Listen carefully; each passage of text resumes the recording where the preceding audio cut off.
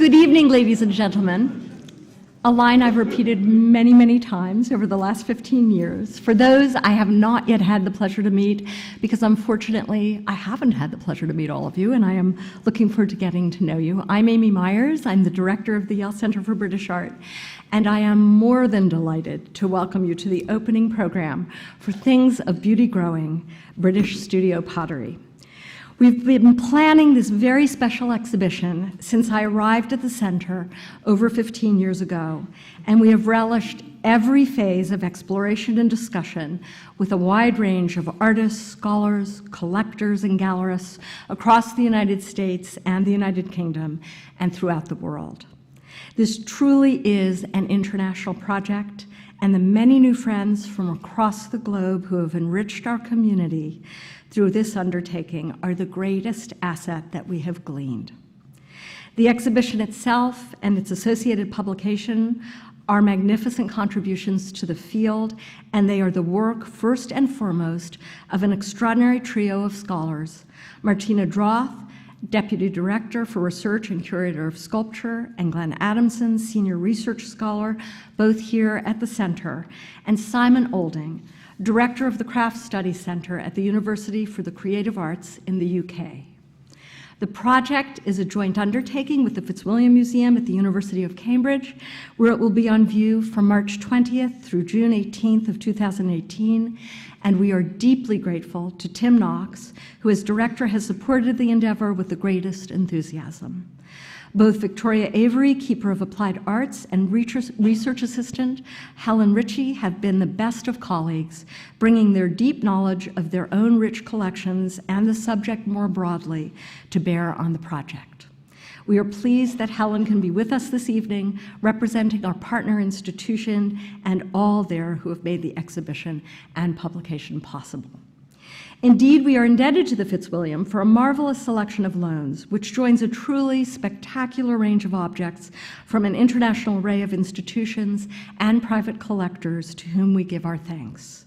I regret that there are far too many to acknowledge in my remarks this evening individually, but a note of special appreciation must be expressed for the particular generosity of Lawrence and Janet LaRose, Mark and Diane Grainer, Jean Greenberg Roy Houghton, Joanna Bird, Judith Wiseman, the Duke and Duchess of Devonshire, the V&A, and the Crafts Study Center in Farnham.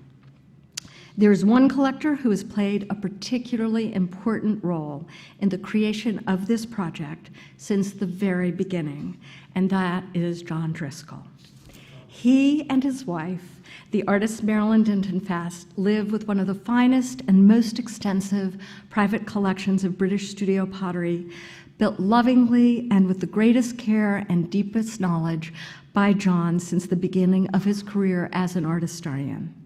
He has taken part in many of our conversations, given his knowledge unstintingly, contributed a wonderful interview with Glenn Adamson to the catalog, and lent extensively, in many cases sharing major treasures with the public for the first time through this project, and we are forever grateful.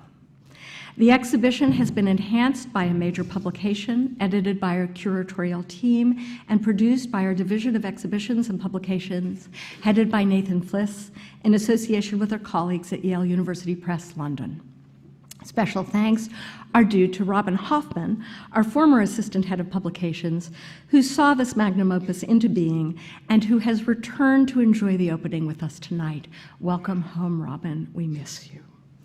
We also must thank Shawnee Cole for the monumental task of ordering and securing the rights for hundreds and hundreds of reproductions for the book, along with Miko McGinty and her staff, the designers of this elegant and substantial tome.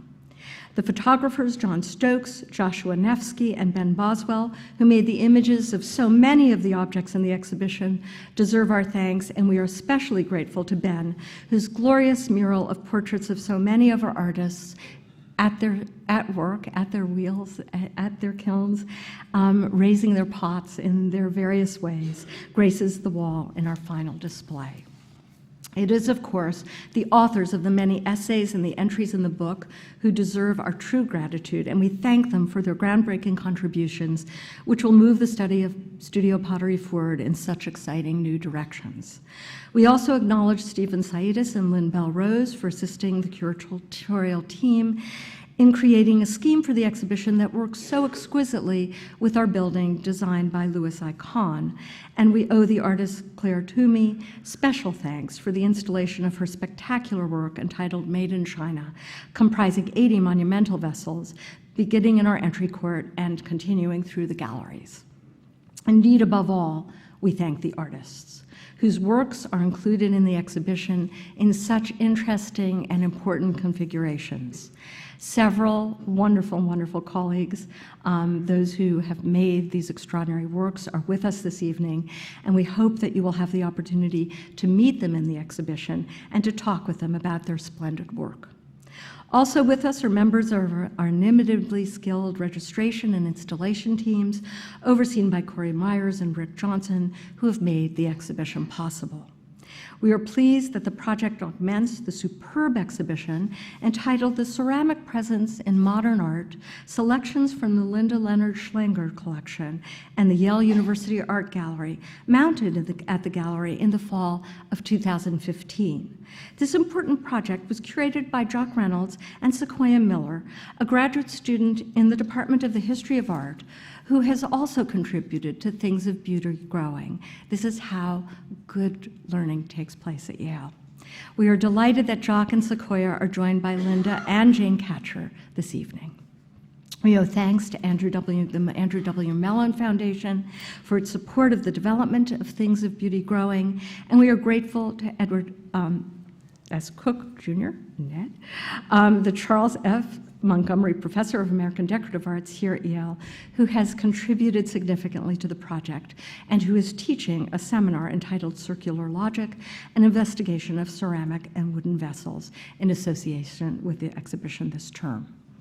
Indeed, the programming associated with the project, planned by Jane Noah Sodko and Linda Friedlander, along with their colleagues, is especially rich, and I urge you to consult our calendar, which you can pick up at our front desk or search online at britishart.yale.edu for a wonderful array of offerings over the term. Our annual Graduate Student Symposium, drawing young scholars from across the globe and organized this year by our postdoctoral research associate David Lewis with Glenn Adamson and Sequoia, will take place on November 10th. The event will feature a keynote by Jenny Sorkin, who received her doctorate in art history from Yale in 2010, having worked on the first phase of this exhibition. Without further ado, I would now like to ask my dear colleague, Martina Droth, to introduce the exhibition and the panel discussion we have planned for you this evening, which is entitled British Studio Pottery, Past, Present, and Future. Following the conversation, please join us for a reception in the library court on the second floor and a viewing of the exhibition. Martina.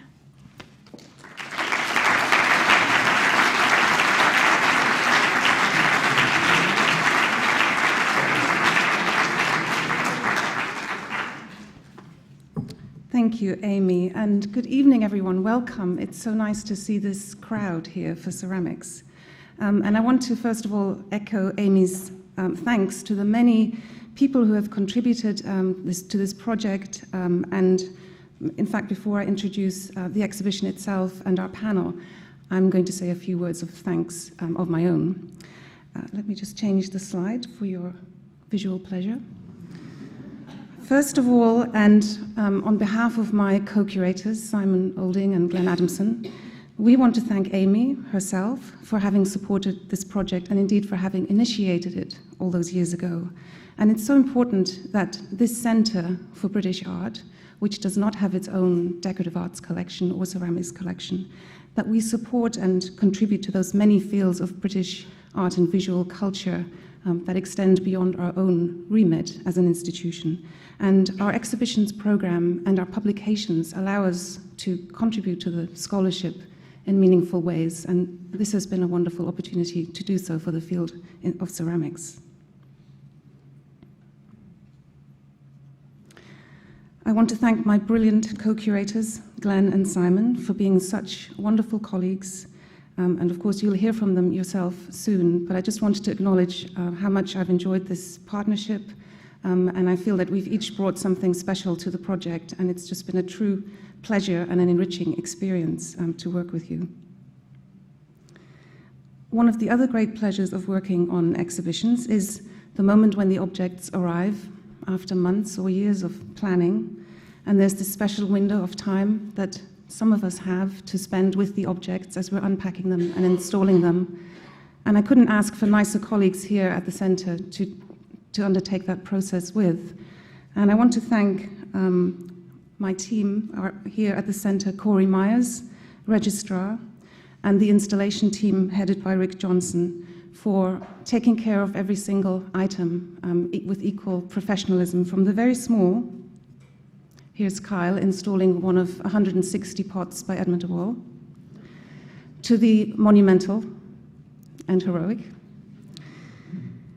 And I also want to thank my colleagues in exhibitions and publications, the department headed by Nathan Fliss, for having supported the exhibition in every way, and also the beautiful publication.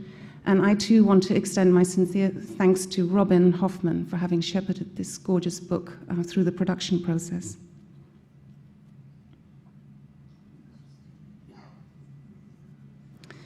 I also want to reiterate Amy's thanks to our partners, the Fitzwilliam Museum. We're so excited that this exhibition is going to be traveling to Cambridge next spring.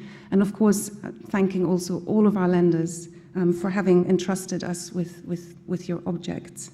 I particularly want to acknowledge the Craft Study Centre, of which Simon Olding is the director, and also John Driscoll, whose remarkable collection, as you will see upstairs, is featured in every single section of the exhibition. I could go on with the thanks, but in the interest of time, I'll stop here, and hopefully all my colleagues here at the Centre and beyond, and all of our lenders, our critical supporters, and our makers know that you are sincerely thanked for all you've done to make this project a reality. I'm now just going to say a few words about the exhibition itself and give some context. So this exhibition is about British Studio Pottery. You can see we've put that in our title, and it's a familiar enough phrase and one that perhaps seems self-explanatory in some ways, but I hope it's clear enough from the outset as you walk into our building and through this installation that is called Made in China, that this phrase, British Studio Pottery, in fact contains a series of questions. And of course, we hope that this exhibition will raise questions and throw open to debate perhaps some of the assumptions that we might bring to the subject and cast it in a new light. To put this into a larger context, as many of you know, last year, or just over a year ago, after 18 months of closure to refurbish our building, we reinstalled the entire sweep of the collections, and we called that reinstallation Britain in the World. And it was our intention to reflect upon and invite our audiences to reflect upon this mutable and expansive term, British art. So I hope you will see that this exhibition is an important continuation of that thinking and that questioning. It certainly shows British studio pottery to be inherently international, going in multiple directions and touching the whole world through the movement of people and of objects and of materials.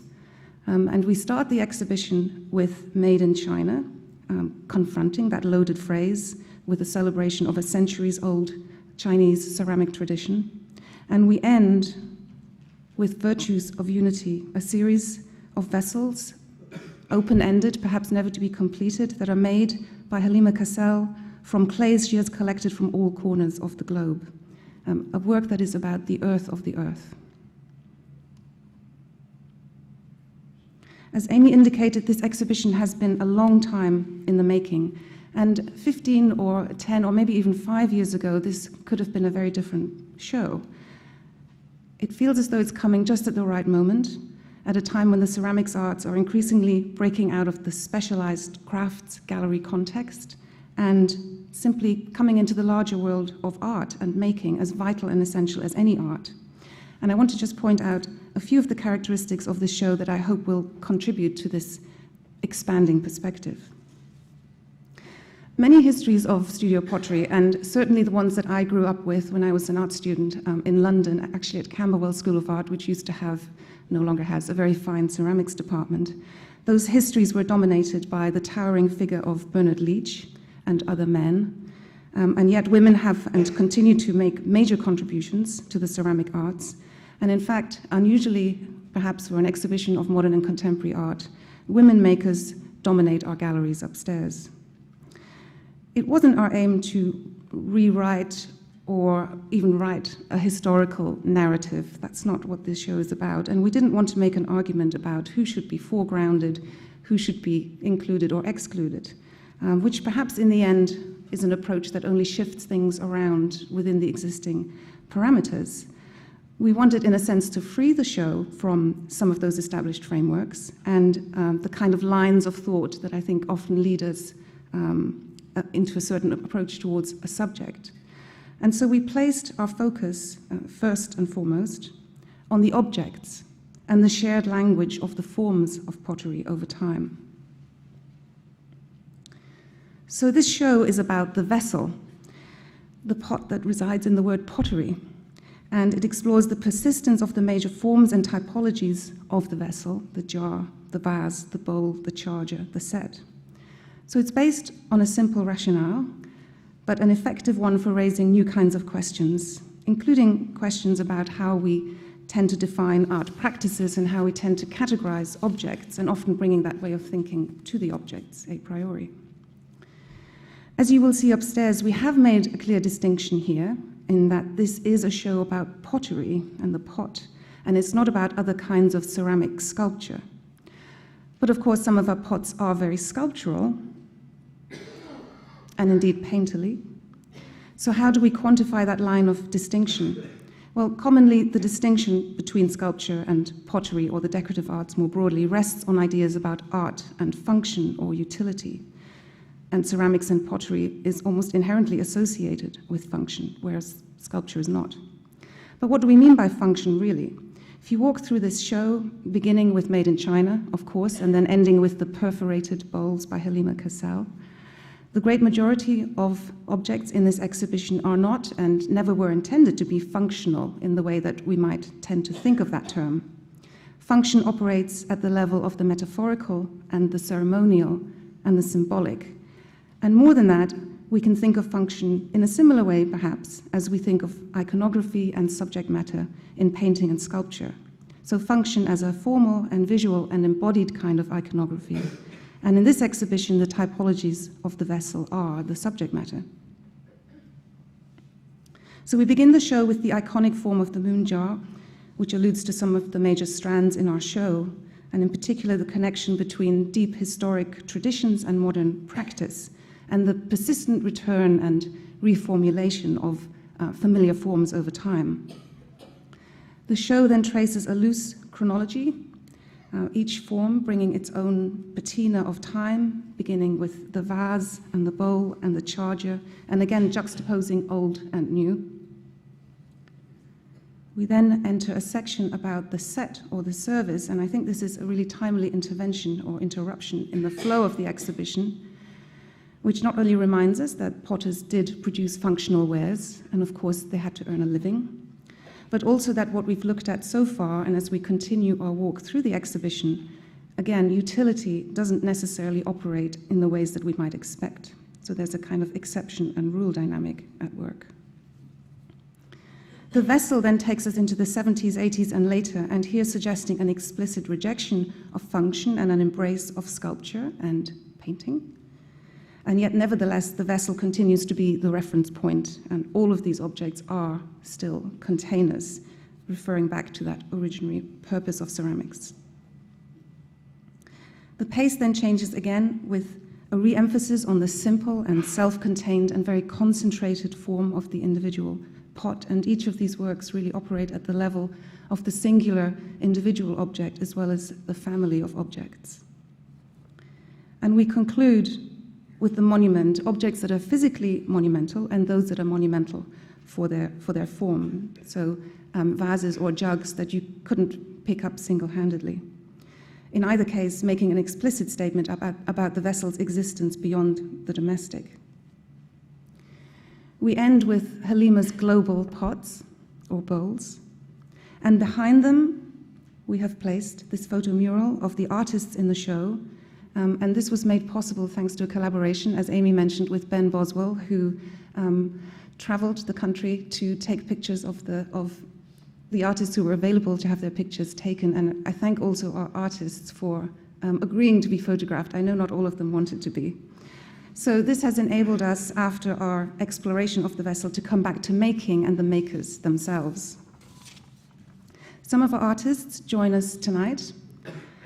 Two of them are on our panel, and it's now my really great pleasure to introduce them briefly. Magdalene Odundo is Professor Emeritus at the University for the Creative Arts in Farnham. She's originally from Nairobi and moved to Britain in 1972 and studied ceramics at the Royal College of Arts. She's been an artist in residence at many international institutions. She has exhibited her work widely and internationally, and she was made an OBE in 2008. The piece that you see on my near side belongs to the Yale Art Gallery, and we're thrilled to borrow it along with 3 other of Halima's amazing vessels for this show. Clare Twomey, originally from Suffolk, studied ceramics at Edinburgh College of Art and the Royal College. Her installations have been shown internationally, and we're really delighted that Made in China, which has been shown in the UK and on continental Europe, has now made its way over here to the US for the first time for this exhibition.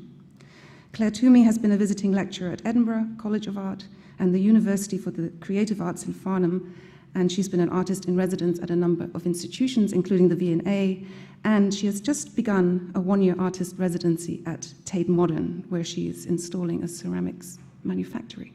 What else? So Clare and Magdalene are joined on the panel by my co-curator Simon Olding, who is director of the Craft Study Center, and chairing the panel is my other co-curator, Glenn Adamson, who is senior scholar here at the center. Please join me in welcoming our panel.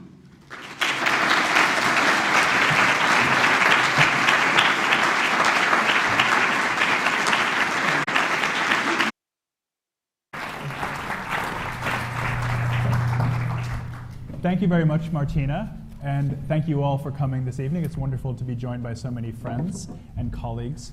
Wasn't that a wonderful presentation by Martina? And I particularly admired the photography, which I had not seen before, for the pot's eye views that you were getting, as if you were right down there in the galleries, which is such an appropriate way to see the show for those of you who haven't seen it upstairs. I definitely encourage you to lean in close and attend to the quiet beauty of these objects. It leads very naturally to something I was going to do anyway, which is to read a little poem for you, which is one that is much beloved of potters, actually particularly here in the United States, because it is by an American poet, Wallace Stevens, and it's called The Anecdote of the Jar, and was first published in 1923. It's only short 3 stanzas, and it reads as follows. I placed a jar in Tennessee, and round it was, upon that hill, it made the slovenly wilderness surround that hill. The wilderness rose up to it and sprawled around, no longer wild. The jar was round upon the ground and tall and in a port of air. It took dominion everywhere. The jar was gray and bare. It did not give of bird or bush like nothing else in Tennessee. Such a wonderful piece of language, and of course focusing on not just the object, but the world that the object creates around it simply through an act of placement. And in this case, Stevens is writing of a jar that is only humble, gray, and bare. Obviously, what we have upstairs are very special objects indeed, but all of them commune with this sense of containment and the idea that a vessel functions as a locus, a site of attention around which reality seems to organize itself, if only for a moment. And of course, this building could not be a more appropriate setting for these objects. Indeed, one could think of the great monumental staircase of Louis Kahn, which is based right across from the galleries in which our artworks are set, as a kind of axis mundi. And it seems almost when you're walking either inside or outside that staircase that powerful cylindrical form seems to anchor all of the artistic experiences and architectural experience that you're having around it, as if the entire world were revolving around that one hollow volume. And this is exactly the sense that motivates so many of the artists in our show who have gravitated towards ceramics. So that is the first question I would like to ask of our panel, and I'm going to start with you, Simon. We have focused in our show on the vessel form, so the container, which is hollow and yet present. Could you tell us a little bit from your own perspective about what this has meant to you and why you see the vessel as such a core subject matter for the field? Well, first of all, in relation to my particular work at the Craft Study Centre, what it made me think, so to speak, parochially, was actually how important the vessel is to that collection. And it's made me think that we should perhaps do something about that in terms of exhibiting work. The second thing it made me think about was the way in which the use of the vessel gave us both a tight and an elastic organizational structure for this exhibition that responded in some very potent ways to that very beautiful architecture. So that containing the exhibition through the vase, through the bowl, through the charger, through monument, has done a number of really interesting things. One, it's allowed us not to say everything, which I think is really important for the show. Second, it's enabled us to make a very sharp focus on the individual works set in their particular context. That's really important too, so the focus is on the primacy of the work. And I feel that opportunity for juxtaposition has led to some really telling moments, for me anyway. There's a moment of a contrast between a 12th century bowl that was owned by Bernard Leach and a kind of copy of it by Charles Vyse. And that is a moment of dissonance and argument, actually, because the 12th century piece was deeply important emotionally for Bernard Leach, and he hated the piece by Charles Vyse for two reasons. One, because he thought it was dead and lifeless, and second, because it sold for more money than some of his pieces. So that idea of a kind of discourse and a debate between objects, I think this framing of the show has been really helpful in that respect. And also there are some lovely poetical moments in it because of that juxtaposition. There's a pair of bowls by Nora Braden, who I really hope her reputation in America as well as in the UK will rise as a result of the show, because she's a major figure and this exhibition positions her as such. There's a juxtaposition of a piece by her with Michael Cardew, and they kind of sing to each other. It's just lovely to see them together. So that framing device and the opportunity to be specific about individual works has been really thrilling. Just to echo what you're saying, Simon, for me, what the typological arrangement does is also to give you a sense of the different things that a vessel can be and do. Yeah. So a vase is something, I suppose, that you put on a mantelpiece, for example, and we'll get to what you've done with them in a minute, Claire. But often you see it from a distance, and it's something that you treat as an object of aesthetic regard, but don't touch and don't actually use, except maybe putting flowers in it to enhance its aesthetic qualities. A bowl, by contrast, and the Braden bowls, I have to agree, are some of the most stunningly, quietly majestic in the exhibition. But a bowl immediately gives you an idea of your own cupped hands, the first bowl, you might say, and the idea of nourishment or sustenance. The charger, which is perhaps only nominally a container in the sense that it's meant to be placed on a wall and acts as a surface for painting, almost like an oil on canvas. The set, which is about repetition, teapot, tea bowl, creamer, cups, creating compositions of negative as well as positive space. And then in our show, onto the vessel, ideas of disruption and modernism, avant-garde intention, the pot, a sort of quietness and regrounding of the container, and then finally the monument, something that you look up to instead of down on. So all of these different postures, physical, bodily postures, and behaviors seem to be embedded in these objects. Claire, can I turn to you, because you then have taken the vessel into a wholly different context yet again, which I guess I might want to describe as conceptual. as much as it is functional. And I wonder what you would say, first of all, about your attraction to the vessel for this specific project. I think that conceptual is a big word, and in a way it creates distance. And I think one of the things that I understand about the vessel, the vase, is accessibility, is a common language of a thing that we understand, a thing that we know. And the scale of the work Made in China is about that relationship being blown up. It's not a vase at a distance, it's a vase at human scale, of that relationship being about your confrontation with something that you know so well, that's so accessible, that is so known, that is part of a language that you may have been exposed to at home, not on that scale, but a smaller scale.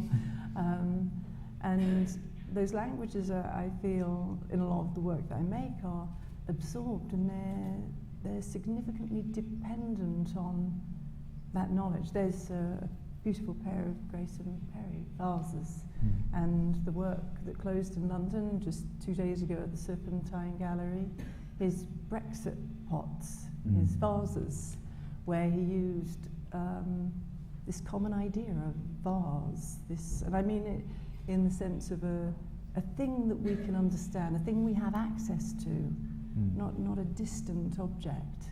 And on that, he was able to draw from the public thoughts that are difficult at the moment politically, and they're personal. And on those vases, he made them accessible because they're on a vase. I'm glad you mentioned Grayson Perry's name, partly because he's one of the artists that I'm sure many in the audience will be very familiar with, and see him in a very different context here than you might see him in a normative fine art gallery context, let's say at Tate Modern. But also because he, where you'll be, by the way, in just a couple of weeks, but also because Grayson seems to me to be very interested in articulating class through ceramics, because, as you say, ceramics is already out in the world, and that seems like something that Made in China does very effectively as well. And I often remember something you said to me about those vases, which is that you might find them otherwise in a hotel lobby. And in a sense, although they're so impressive and monumental, and so obviously speak to the history of installation art, they also, in a funny way, speak the language of kitsch. Do you think that's a fair thing to say? And what does it mean to make a ceramic artwork that's engaging in that more debased, less exalted type of artifact? I think that in creating the work, in the choices that I made, there was a point within, if you're creating something that's been made and manufactured in Jingdezhen, then will it be red? Will it be a blue and white story? Those dialogues, those conversations that I had with myself on this journey, then the red was a significant step away from the blue and white journey, something we understand of the history of the blue and white and of Jingdezhen. So in a way, reframing it to production now of how things might end up in banks, in lobbies of hotels. They are objects that are about being an object, maybe not an object that knowingly carries a history that you will see in museums. Right.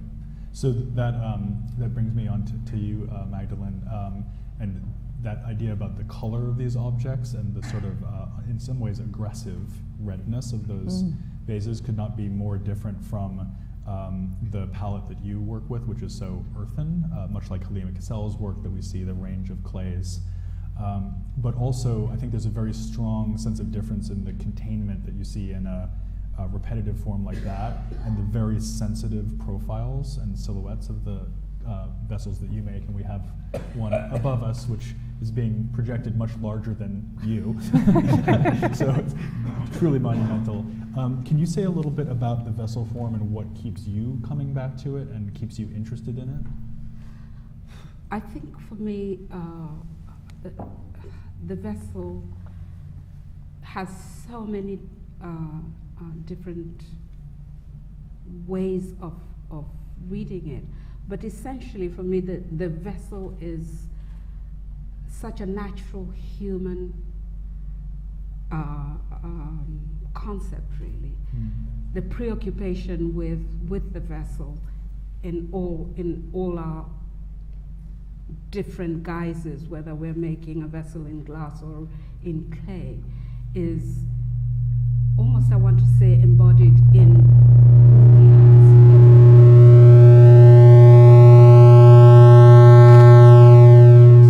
the spirit. You're bringing it up for us, Magdalene.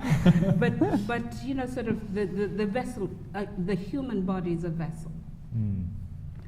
And I think when we're making work, whether it is what we call sculptural work or whether we call it, you know, vessel that need to want to contain and uncontain is such a natural thing for human beings. It is a humanity that we want to imbue in that thing that we're making as an object that is a vessel. And for me, a vessel, you know, you look historically, and my base is really a historical base, from the fact that in some cultures, like in certain African cultures, when the first thing a child is born, you bring out an earthenware piece of ceramics to wash the child with the medicines that are contained within. So that containment in that vessel. And they used to, at some stage, they used to actually commission specific pots for that. It is a natural thing that we want to actually be encompassed, whether it's philosophical, spiritually, within this thing that is taking us also to our big pot that Julian Stair tries to kind of make now, to remind us that it is through that vessel, it is to that vessel that we are actually going to generally end up in. Yeah. And it Dust to dust, as they say. Absolutely. And it's I just can't see. I mean, if you go to drink water, you cup your hand from a river when you're camping, and use that as it's a vessel. It's human. It's giving and taking. And so primary. but it's also important in the healing process. You get whatever, you know, medicine people were using in certain cultures, the pot, the vessel. It's a word that we cannot do without within our human nature. It's humanity. I just can't even explain it even beyond that. Can I ask you a specific question about that, which is about the anthropomorphic or body-like quality of your pots? And some people have said about Clare's work that it seems like an army of uniformed people, maybe thinking about the scarlet coats of the British Army, perhaps. Your pots, it's often said, are each like individual people that have their own personalities. Some are symmetrical and seem to stand very upright, like this one. Some lean and seem to have necks, shoulders. Do you think about them as being like people when you're making them, as like characters? I think I do. I actually see them as people. As people? I think I see them embodying that humanity that is us. And quite often my reflective sense is reflecting that stance that is human within us. And I hope that I capture it when making with soft clay, and then when the clay is static, it's capturing that stance that a human being might make. But I think it's also clay, you know, the vessel is historically, I think, has been made and used for so many variety of expressions. It is so important as a utilitarian object to human beings. And I know even with our digital age that many of the digital works, including Michael Eden's work, are to do. They still use the vase, as you mentioned, Grayson Perry. It is a canvas. It gives us a canvas on which to express our emotions and to be totally embodied within that embodiment of who we are and what we are. And we get buried in a pot. If we're lucky. If we're lucky. If we're lucky. Claire, can I ask you another question that is to do with this situation that we're in, which Magdalene is describing so beautifully, but describing on a more individualistic level. And here I want to pick up on something Martina said, which is about the global dimensions of our project. And it is amazing to see that mural at the end of the exhibition and the incredible diversity of people who we are calling British potters. Your project addresses the situation of the global in a very particular way, and in a way that might even provide some discomfort. Certainly the situation itself is less than comforting. Can you talk a little bit about how you are approaching the question of global exchange through that work made in China? I think that as an artist, making the work is the way that I'm approaching the subject. To make the work is a long consideration. It's about being absorbed into a history of making and a knowledge of making. So when Martina in the introduction mentioned that I was educated at Edinburgh College of Art, I was educated in all of the terms of ceramics. So I learnt to throw, I learnt to make molds, I learnt to hand build. Magdalene came to judge it one day so I could get my degree, in fact. I guess you did okay. Medium, I think. I think there's a story about that. I think Claire holds that against me. that would be unfair. Yeah, she was just one of those people. You know, when you're judging work and you think, if you give that person an A+++, they might never come back to it. Yeah. And Claire was that case. We wanted her to go to the Royal College, so we just thought, we won't give her first, we'll give her an upper. So as we're talking about struggle, Getting some sense of the generational continuity. Absolutely. so in terms of acknowledging the history of making, then as an artist I understand that in the process of making, really not at distance. A lot of my work appears to work at a distance, but that knowledge comes from the deep kinship with the material and the processes, and part of that is also understanding the history. And part of that came out of the residency I undertook at the Victoria and Albert Museum after the galleries had been reinstalled, and there was, in the beautiful, wonderful book, you'll see a small blue and white bowl from Jing de Zhen.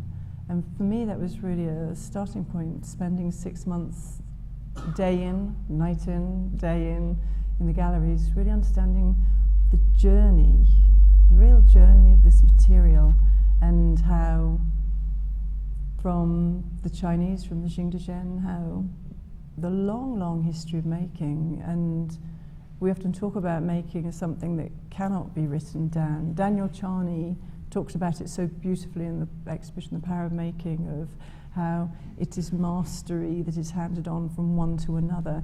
And you can write down instructions, you can watch YouTube, you can do all those things, but to learn from another this relationship, you really understand that in terms of, from the centuries of work in Jing de Zhen, how that came as magic to Europe, absolute magic to Europe, became highly valued. Well, it started as ballast, actually, and then there was this awakening that can't be ballast, that's got to be amazing. And so this journey is one that is long, and it comes back to our contemporary understanding of how we view our making, our understanding of how materials move around the world, how knowledge moves around the world. And so the work is to highlight this relationship, how we can say something's made in China, we can understand the fullness of that statement. But in actual fact, the thing that sits beneath it is so bound in knowledge, in beauty, and handed-on skills. It's a celebration by its confrontation. So this is quite a key point, not only for your project, but for the whole show, Simon, that distance does not necessarily mean disrespect. So that one can view the pottery tradition of another culture and approach it in something, in a manner other than exoticization, and in fact in a spirit of emulation in many cases, or exploration, which perhaps is what you're doing, Claire. So leaping back 100 years to the sort of foundation of our story, can you say a little bit for the audience about the global dimensions of Studio Pottery as it was getting going and as it matured? Well, I'd like to do that in respect of one particular moment, because there are two strands that run through the show. One is what has been called the Anglo-Oriental tradition of studio ceramics, and the other is the primacy of British, normally English, slipware, and they were very, very important in the 10s and 1920s to the development and the growth of British studio pottery. But there was a moment a little later on in 1952 at the famed International Conference of Craftsmen in Pottery and Textiles, which was held at Dartington in Devon. And that became an epiphanal moment, I think, for potters, but not in the way that the conference organisers had intended. Two driving forces behind that conference were Bernard Leach with Shoji Hamada and the extremely formidable gallerist Muriel Rose. And they wanted to assert, so to speak, at least part of their intention, actually the primacy and the significance and the capping down of that great Anglo-Oriental tradition. And so work was displayed for that intention. But their intention failed, I think, because there was a moment and a case in that great exhibition of work by Hans Koper and Lucy Reed. And that immediately seemed to position that whole tradition of making not at a moment of flourishing, but perhaps something of a moment of ending. So there was a remarkable fracture there, which I think we've attempted to emulate in this exhibition as you move through that tradition and abut these wonderful, serene, ascetic works by Koper and by Reed. And that was a very pivotal moment, not of disregarding the past, but actually the urgency of needing to look to the future, set in that international and that global context. So that seemed to me a really pivotal moment in history. It wasn't also that Leach didn't deeply admire and respect Lucy Reed's work. They had a lifelong friendship and a deeply emotional friendship. It wasn't about that at all, but it was about the necessity of the ceramic tradition inevitably needing to move forward and break away from what had nourished it, but was beginning to constrain it. So that show, which was meant to be of a moment, began to look smocked, as it were, and it needed urbanism to regenerate it. Smocked. Take that with me. Generally circulating term of derision from here on out. Magdalene, I'd also want to ask you about this question of globalism or cosmopolitanism in your work. I think Simon is describing a situation principally where you have British potters who are looking outwards, Leach obviously being the paradigm case. And in your case, you're a British potter who's drawing inwards from particularly the African tradition and also the Southwest Native American tradition, but also many other sources as well. So your practice is a polyglot practice in the sense that it borrows from numerous sources. Can you talk a little bit about how you see your work in a kind of global perspective and an international perspective? I think just echoing again what Claire was saying in the sense that, you know, I have tapped those areas which originally, when I started studying, I wanted to actually be able to celebrate and to actually find out what it was that interested, again, people like Michael Cardew in their search for, he particularly, what he once said, the humanity that he found in Nigeria, the joy, the laughter that he found. And I couldn't, I wanted to understand that, and therefore studying those cultures that were in a way not familiar, because I was educated in a very British, schools in Kenya. And the notion of teaching us any cultural studies wouldn't have applied then. So going back and pulling that which was denied at that time in the colonial days, reappropriating it into my work became a quest of trying to understand, and Claire mentioned this again, trying to understand through learning, through practice, who I was and where I was situated and where I came, and therefore how I fitted into that global United Kingdom that I lived in. But harping back also to the fact that when I started getting interested in three-dimensional work, I discovered that there was a lot of trade between China and East Africa. And there are shards that you find that come from very early on, where trade was obviously happening in ceramics, and they were taking spices out. And so this mixture of Persian, Iranian, and Chinese mix on that east coast of Africa became important as a tool to understand what culture that I came from. And also realizing that ceramics has been made throughout centuries. As long as everybody else has been studying ceramics in the West, it has existed in those cultures as well. So I think for me, it was the need to understand on an intellectual and an academic level to enable my practice to grow, and to grow also in a way that it would influence those around me. Meeting Cardew was very important, and working in Nigeria with Ladi Kwale was important. And the audience might actually start questioning how Ladi Kwale fits in that construct that you've placed the work. She didn't live in Britain. She only visited Britain, in fact, very much after she had been in 1972. She did a tour with Michael Cardew in America. And there was a lot of controversy in the way Cardew, the way other people, particularly in places like Howard University, felt that she might be used in a very colonial way.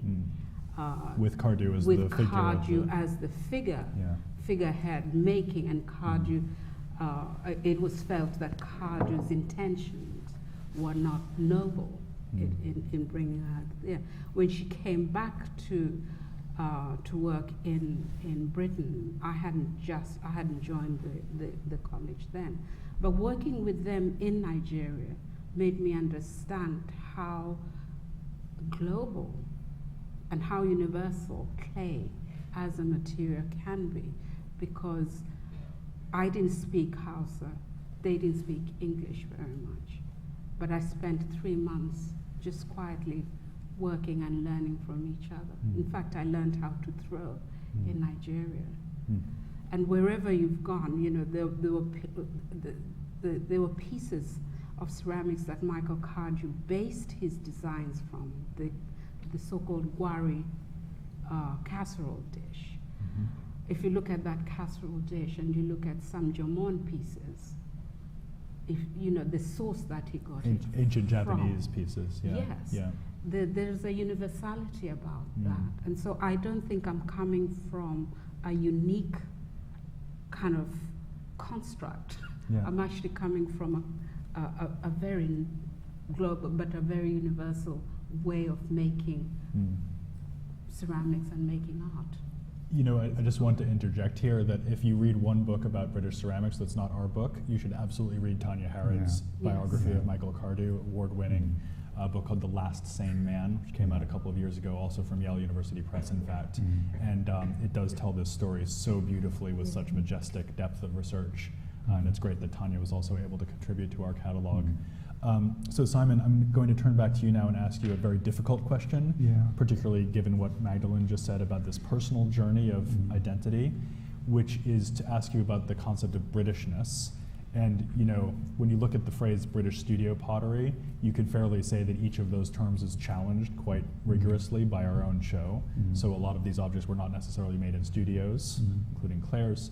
The question of pottery obviously is very much at stake in its sculptural pretensions, but Britishness, here we are at the British Art Center. What is your take of it after having gone through the experience of curating the show about this as a national story? Well, I suppose pragmatically, we positioned the subtitle of the show British Studio Pottery for one particular reason, as well as those elusive reasons that you've given, which is it is the title of a very great catalogue by Oliver Watson of the Victoria and Albert Museum ceramic collections, and I think resting this work on the shoulders, so to speak, of that great book was important. So the scholarship underlined it and gave it some force.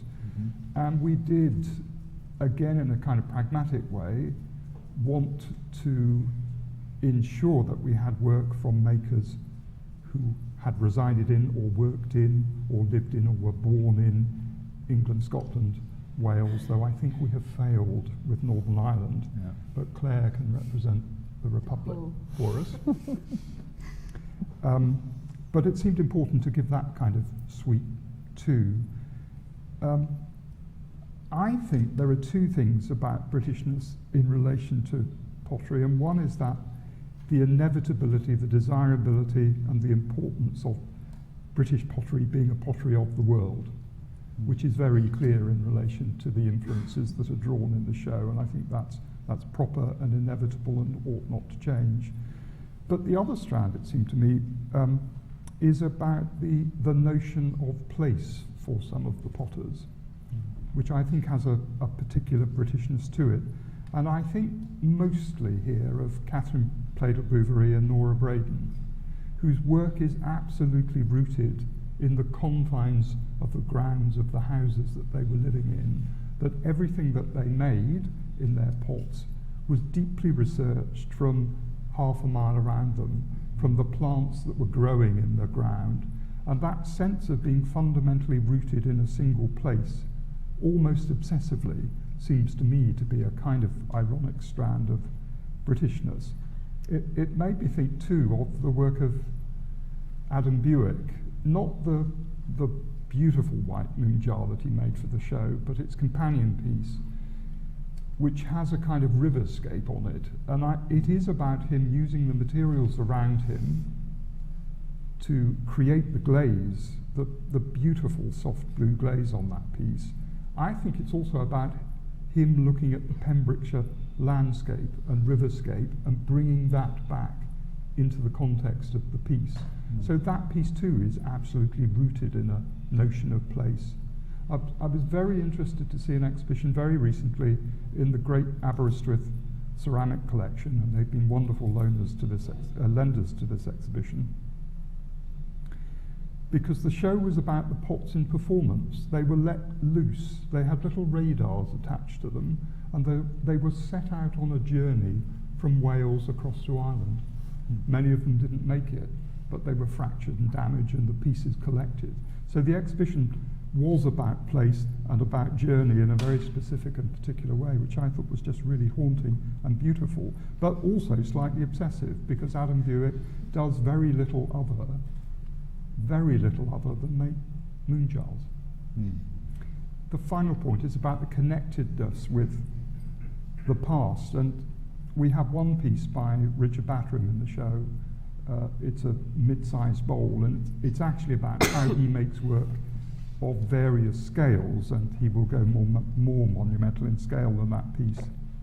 But it made me think that he too has spent an entire lifetime in one place, in this small village in Dorset, making just incrementally changed works in their background the notion of Korean ceramics. So that tradition does still maintain. So, I mean, that's a very sketchy answer, but there is an answer.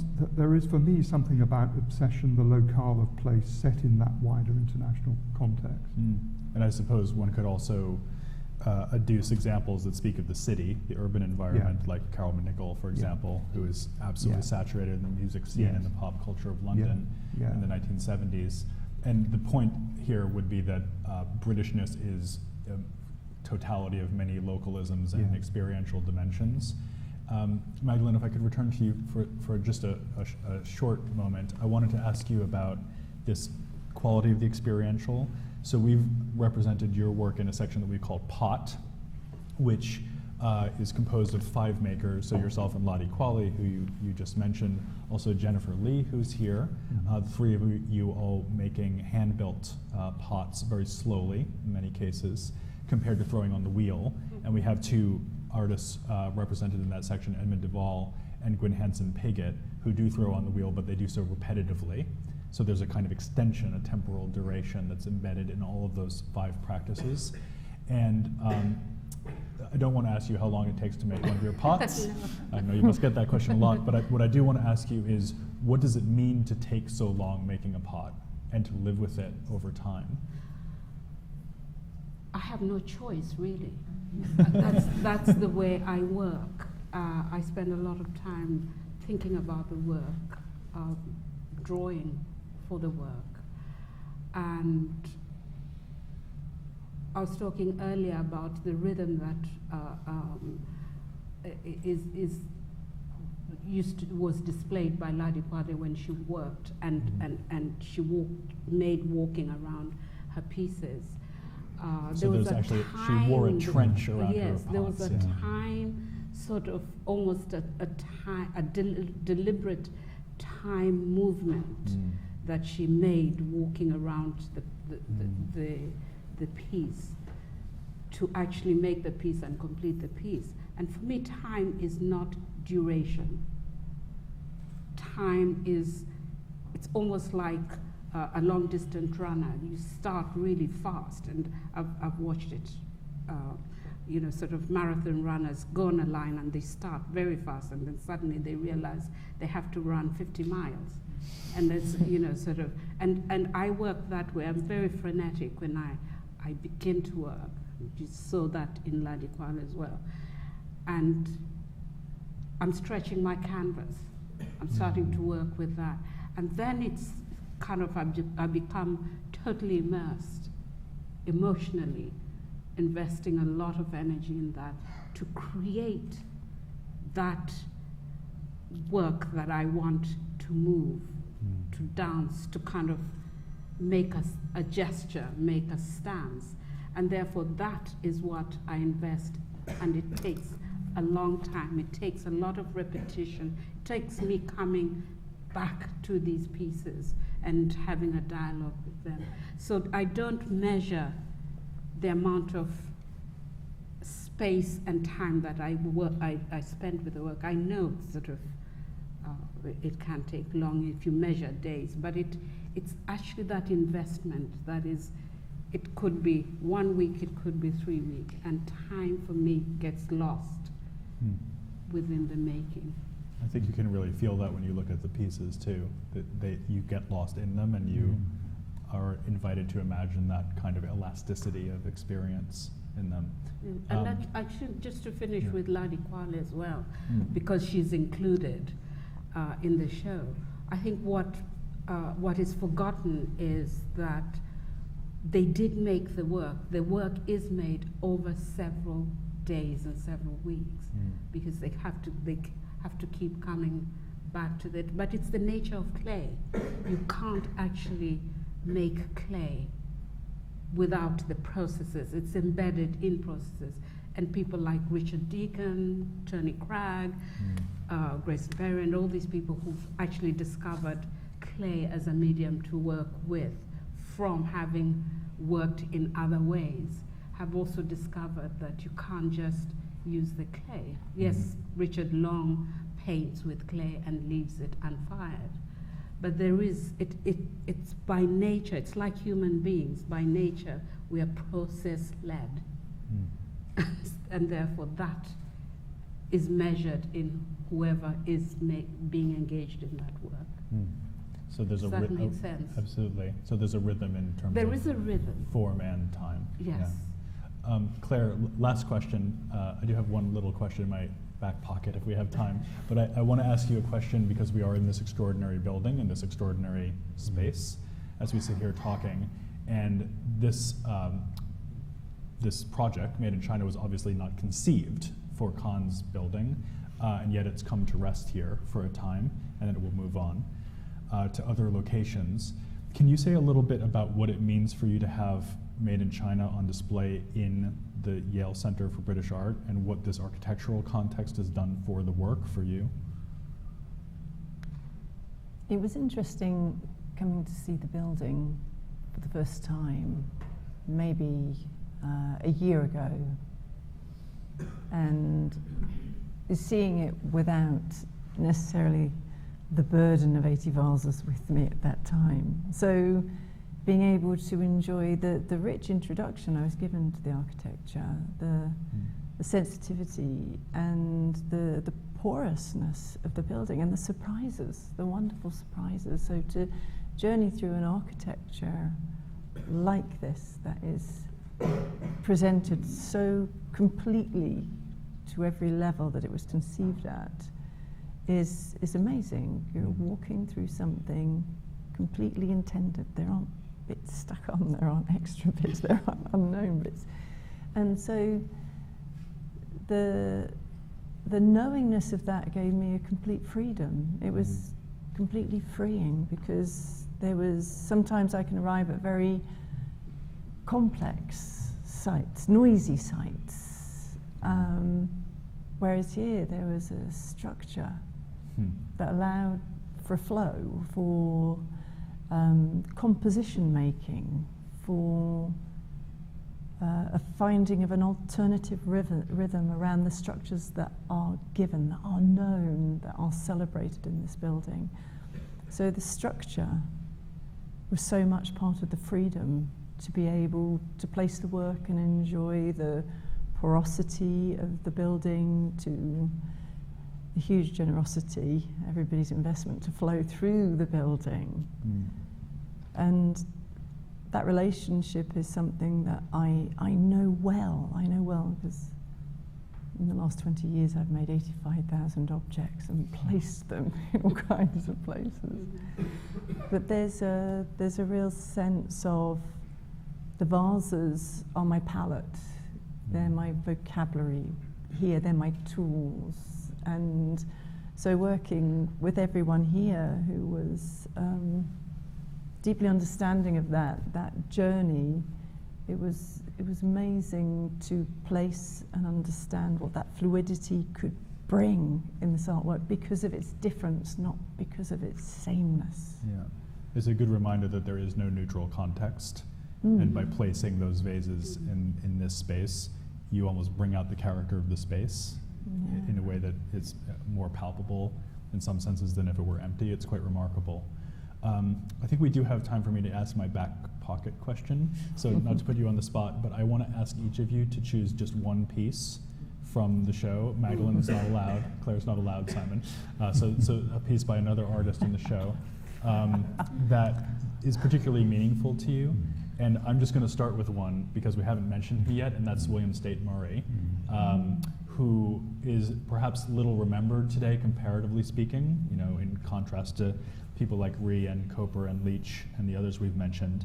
But in the interwar period, in particular in the 1920s and 30s, was considered to be the leading ceramic artist in Britain and was regularly reviewed in the Times. Julian Stair, an artist as well in the show, has written a great article about it, or essay about it in the book. And he made a bowl called Vortex, which we borrowed from the York Art Galleries, which is about as explicit in its conversation with contemporaneous avant-garde movements, in this case vorticism, as you could imagine a pot to be. And I also love the way that it captures the rotational movement of a pot on the wheel. It almost seems to have preserved that kinetic energy within its own decoration. And so it's a very simple thing. It's like a soup bowl, but it also stands shoulder to shoulder with any of the sculpture or painting that was being made in Britain at that time.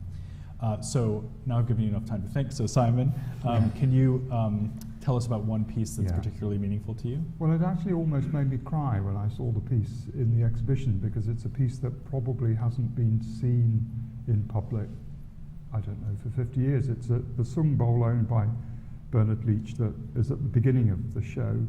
It was profoundly important to Leach. It was given to him by his Japanese friends as he was setting on his great journey back to St Ives to set up the pottery. And there's a wonderful photograph in our archive of Leach standing in front of his last final valedictory exhibition in Japan, where he's selling his work. It was a hugely profitable exhibition for him. And this little bowl is on a shelf behind him, as if it's a kind of harbinger of where he's got to go. But it also was a pot that he kept almost by his side throughout his life. And there's another really haunting photograph of him towards the end of his life, where his 3 fingers are just touching the side of the bowl, as if he's recalling Japan. He can't see the bowl because he's nearly blind. And in 1979, the last year of his life, I think probably his last exhibition was a show called Pots of Inspiration, which was actually curated for and by the Craft Study Centre. And this pot was on the front cover of the little exhibition catalogue. He'd illustrated it right throughout his life as well. He couldn't stop talking about it. So that seemed to me to be an astonishingly plaintive moment of memory and loss and forgiving, and that's why I like that pot. That's wonderful, thank you. Claire? I feel like I'm joining the emotional here. I'm joining that. It's interesting, seeing the exhibition and understanding the piece that I felt is like home. That's the piece. And when I was growing up in Suffolk, then my discovery at Art School of Clay was a completely new journey for me. I didn't have potters at home. I didn't see the kind of work I was starting to understand by going to a foundation course at art school. And at 17, I got on a train, and it felt like a really big journey, which will make you laugh now. But from Ipswich, I went to the Sainsbury's Centre in Norwich. I don't know, it's a train journey of maybe 3 hours, and I went on my own, and I was really pleased. And I went into the Sainsbury's Centre, and I saw the Lucy Rees and the Hans Copers. And for me, maybe it was the heroics of the journey. I like a bit of heroics. But I stood there and I looked at these incredible pieces, and I was completely spellbound, and it helped to put into context all the things I'd read about. And so it's not the sculptural pieces of Lucy Ree, it's the breakfast set that I would choose because of the sense of feeling part of, this line of women who have a relationship with clay. And the sculptural pieces are the aspiration, but the breakfast set was the practicality. That's the coal face of ceramics, it's the thing. And so I have huge respect for that, and I wish that, I could have drunk one of those. I believe they were in use at one point. But so it's an emotional response that I can walk around the exhibition and understand from the Ree onwards from all the other women makers. I feel a great respect. And it's just as beautiful as the sculptural vessels too, isn't it? Yeah. Okay, last but not least, Magdalene. For me, there's several. Just one. I came in, I think for me the surprise was, and it's a real divergent in my work, but not when I describe why. It's the Christopher dresser. Really? And this is because I was really struggling to find my way when I was at the Royal College of Art. And in my second year, wonderful Eduardo Palazzi took me to the British Museum. We went first to the Museum of Mankind, and then we went to the British Museum. And I suddenly discovered Christopher Dresser's, I think there was the camel. He made a camel teapot. And then there was another piece that he had made that echoed Peru, where he might have gone to.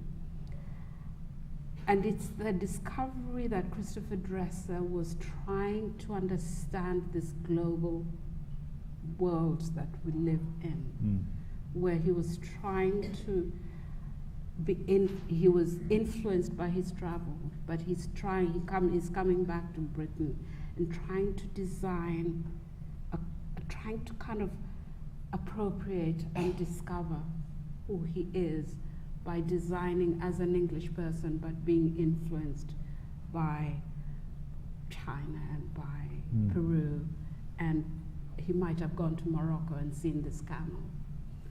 And it's the discovery of that. And I wrote an essay on Christopher Dresser. And the first piece of mine that was purchased for the British Museum at my degree show.